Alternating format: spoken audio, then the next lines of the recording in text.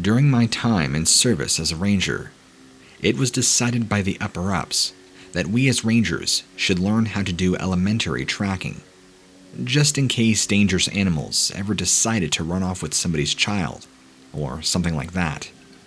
I didn't quite know. Either way, all of us were going to be trained to identify tracks and to follow trails made by both animals and people. Either it was a lot harder than they let on at first, or I just did not have the mind for it. I probably didn't possess the eyes for it either, seeing how my glasses are thick.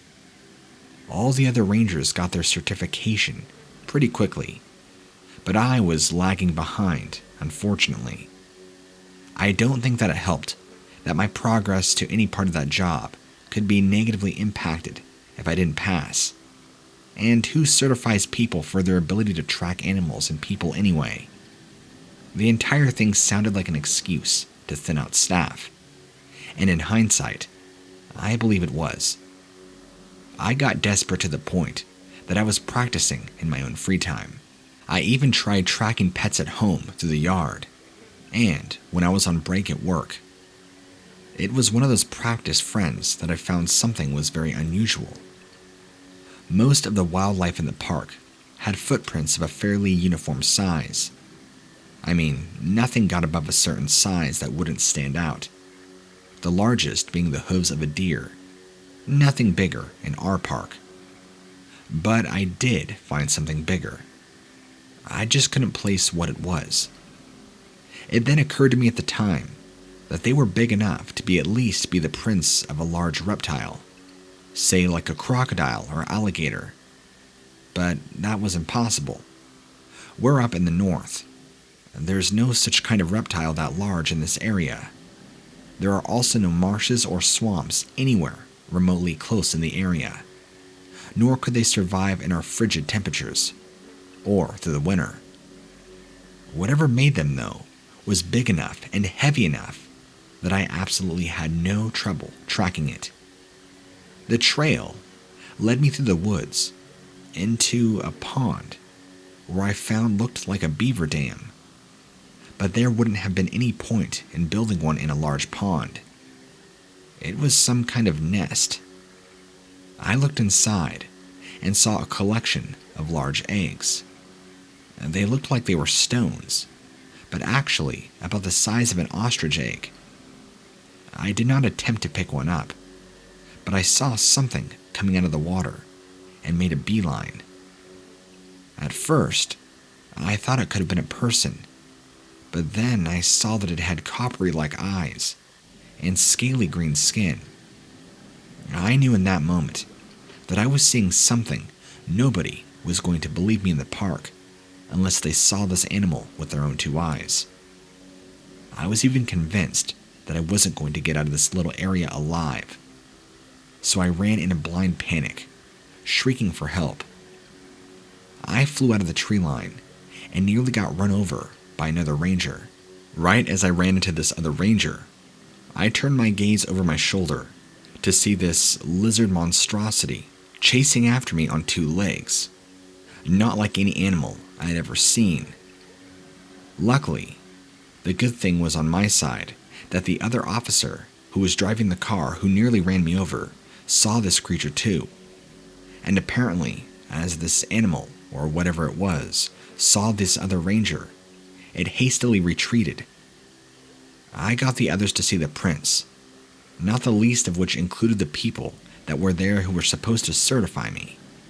Well, it was covered up pretty quickly. I didn't get certified. In fact, I got restricted from being on patrol to actually just being stuck in the office part. They told me to be quiet, and I guess I was not allowed to talk about it for the rest of my time working there.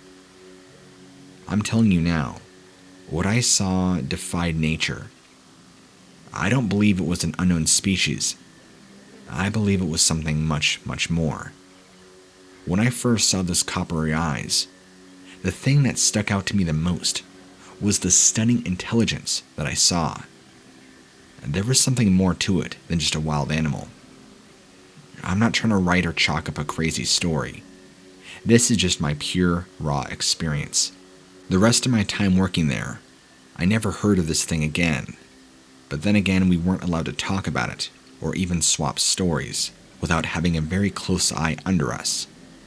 I left that job not too long after, and since then, I've never looked back.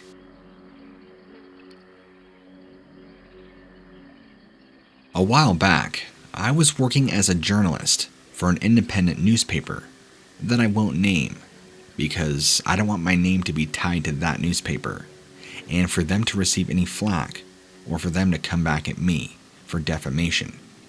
Just want to cover my bases. But I will say, we prided ourselves on being completely free of any and all political bias, something that seems impossible for many. But we didn't lean left, and we certainly didn't lean right. We just tried to report neutral facts. But something happened. That's how we reported. No matter who it may look bad or who it embarrassed, or who it may look good. We really tried to stick to the no agenda and just facts. We did this by hiring an extremely mixed team of people, leaning on all political sides. While it did cause a lot of discourse, that's not exactly the reason I'm writing this. We had more than one prominent figure try to buy us since we were good at what we did, but we refused to be bought, at least at the price tag that was offered. We had no desire to become anything like the other outlets.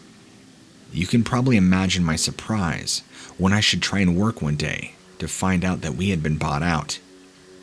The initial news of such thing made me mad, but when I found out who bought us, I was near ballistic. It was another well-known person who was notorious for being very corrupt in business and even in his personal life. Again, if I mention his name, you would probably know him, as he has been in the American press, but for the sake of this, I'll keep his name out of it. Well, the situation gets kind of strange. I really felt like I lost my temper. So I'd gone up, talked to my boss, who, by the way, I will remind you that I had a strong, good personal relationship with. I spent a lot of time with this man, so for him to just give up this news outlet was pretty earth-shattering. He kind of just shrugged his shoulders when I asked him about it, saying there was really nothing he could do. But then he made a remark as I was leaving his office, saying that I should decide what to think of the man after I met him face to face for myself. I thought more about it, but wasn't exactly sure what he meant. I felt incredibly suspicious. Look, let me just say I've always been a very factual individual, never giving the slightest acknowledgement to ridiculous notions such as lizard people or anything up the conspiracy alley.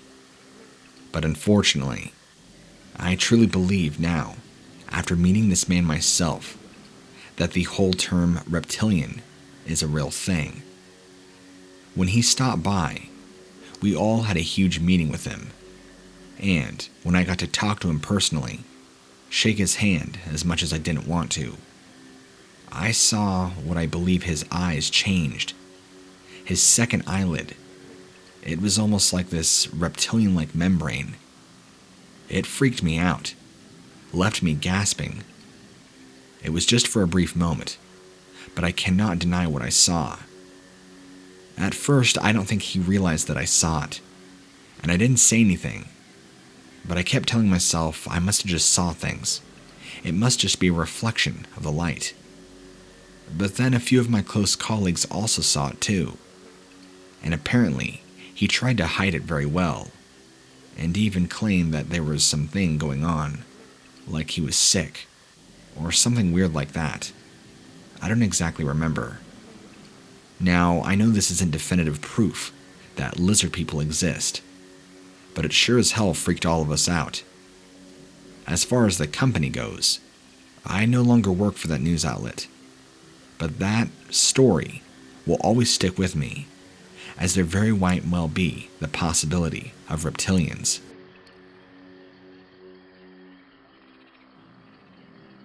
After scouring the internet and doing as much research as I could, I have not really found a quote-unquote sanctuary to where I could safely and securely tell my story without at least facing ridicule. I feel like with you, even if you don't believe me, I don't have to worry about that backlash of being called crazy and potentially damaging any reputation I ever did have. Not that I'm necessarily an important person. Let me explain. 2 summers ago, I was driving along a highway with my brother. I'm not even safe to say exactly what town we were by, but I was on a long highway right outside of Mississippi. Now, the area where we're going through was kind of boggy. There was a lot of thick greenery on both sides, and a thick bog that runs along the right side of the highway. You know how it is down here in the south. I'm not native to this area. In fact, I grew up north, but moved down here much later in life. That's besides the point. We were driving. There was no other car on the road that I saw in my field of vision. It was roughly around 9:30 p.m. at night, if I'm remembering and recalling correctly. Again, no other cars on the road. My headlights being the only thing giving light to the road. I think that night, there were either no stars out, or there was overcast and cloud coverage, because I remember the sky being very dark. That's when both my brother and I, who at the time were lost in deep conversation about trivial things, saw something emerging from the right side of the road, right where the bog was. What we saw rise up run onto the road, and then ran straight to the direction of our oncoming vehicle, was what we can both only describe, which I know this might sound shocking and a little bit not really believable, but a lizard man through and through. It was down to the T, looked like an upright, scaly, walking dinosaur on 2 legs. I'm talking thick scales, elongated head with huge teeth protruding out of both its lower and upper jaws, large black claws. It appeared to have the figure of a human, 2 arms, a chest, legs, a very, very long tail, and huge, huge claws, with an even bigger head that kind of did look disproportionate to the size of its body. But that's besides the point. My brother and I screamed, nearly turning the car all the way to the left, going towards the opposite lane, almost running off the road. Why this thing charged at our vehicle, I'm not sure, but we almost drove off into a ditch, quickly regaining composure on the road and hauling up to about 90 or 100 miles an hour to try and get back where we were going. We were scared. We have never seen anything like that in our lives, and we've both been alive enough to see a lot of the world. The entire ride, my brother and I kept asking each other, "What was that thing? Did you see it?" I saw it too. We would keep checking the rearview mirror, making sure this thing wasn't charging our vehicle or trying to run after us. It never did.